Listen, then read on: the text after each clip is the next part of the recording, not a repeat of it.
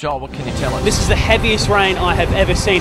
But what's far, far worse is the wind. You can hear it roaring into the shoreline here at Coffs Harbour. The effects of this wild weather are not quite over yet. The Nambucca River has swollen. Joel, just how big a recovery effort is going to be needed for Bundaberg? Authorities are working towards getting back the basic infrastructure here, things like rebuilding roads, getting back power, getting back water, but it is a massive task ahead. We're missing so much furniture that must have washed straight out the door. There was so much mud inside that plants had started to grow. Authorities expect the fire to continue burning for weeks, and the foothills of South Australia's Flinders Ranges are blanketed in smoke. It is just physically not possible for people to get back into the country where it's burning. Take aim at proposed spending cuts by the Queensland Government. It's the second time the Prime Minister has brought her cabinet to Redcliffe in as many years. It's an important area for the government. And today is the day that South Australian Premier Mike Rann hands over the reins to current Education Minister Jay Weatherill.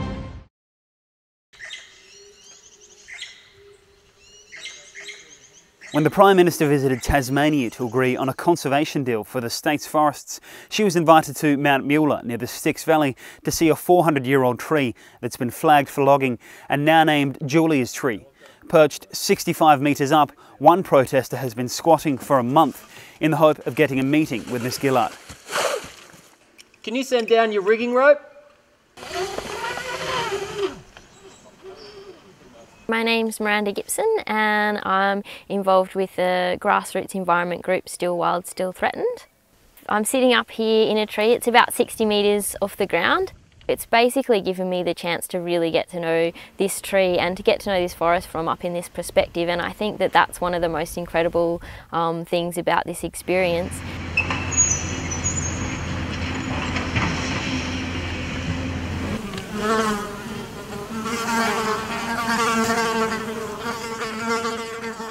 And so I've made a commitment that I'll stay up here until the Prime Minister honours her word and until these forests are protected. So basically I've set everything up, so I'm in for the long haul and I'm dedicated to staying up here for that amount of time, however long it takes. The camp has been here for 5 years now. It's the longest running blockade in Tasmania. People from all over the world come, they hear about it and they come and want to help out. What is the potential fate for this place into the future? If we hadn't have been here, the whole valley would be gone.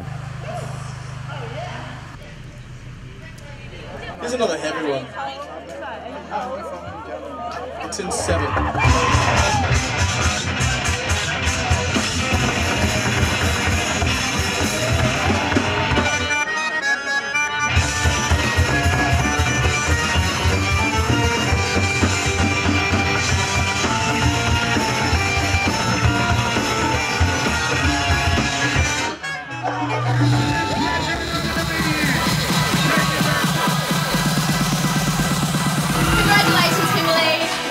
I want to be somebody that helps our people stay strong and deadly. It's a time to celebrate for the Adnyamathanha people of the Northern Flinders Ranges, a time to return to their country, to remember the history of the 80-year-old Nepabunna mission.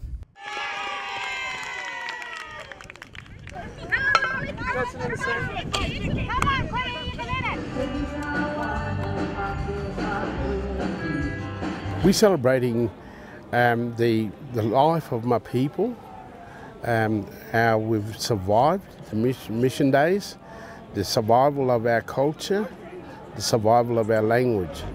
Over the last year, the state government has copped heavy criticism for not getting its hands dirty when it comes to Indigenous policy. The government's new Aboriginal Affairs Minister is visiting the community, promising a hands-on approach, but no policy changes yet. I come into my job with no preconceived ideas. The best thing that I've ever been given is a set of ears and the ability to be able to work with people. There is a tinge of purple to the trees and the roads out here. It's iron ore from the mines. Sometimes the animals found close by are covered in purple dust. But most animals here are nocturnal, so we need to come back at 5 in the morning.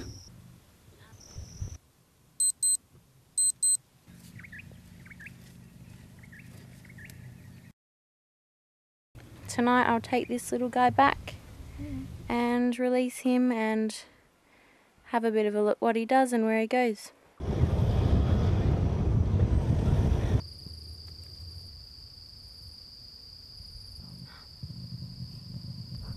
We tag the Dunnart with a tiny glowing light, and we spend hours following him around in the dark.